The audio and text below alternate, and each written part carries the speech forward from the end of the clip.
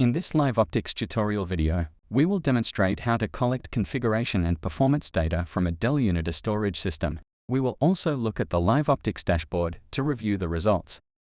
Once you start the live optics collector, click on Storage, and on the right navigation you'll see the various storage systems the collector supports. Click on Unity. To collect configuration and performance data from Unity, specify the DNS name or the IP address of one of the storage processors. Provide the credentials of an administrator or an admin equivalent account. Click on Next. Upon clicking Next, the collector will start to collect configuration information from the storage array.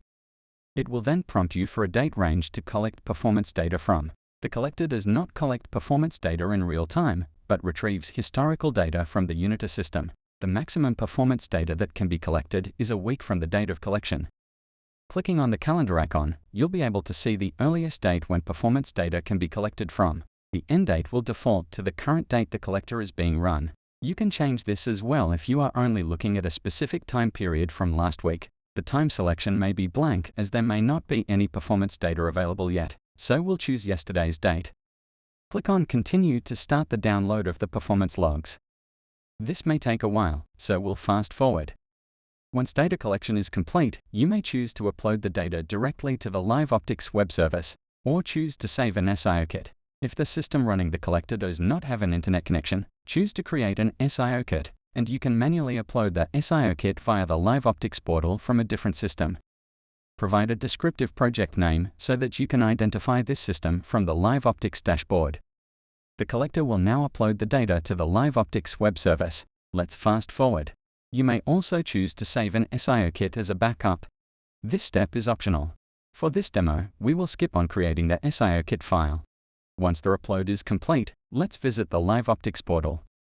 You'll find your most recent project on the dashboard. You'll notice that the status will change from unpacking to in queue, then processing. Depending on how much data has been uploaded, processing may take some time. You will also receive an email to notify you once processing is complete. Once complete, click on the project name to view the collection results. Here you'll be able to view the summary of the configuration, such as configured and used capacity, and other hardware-related information.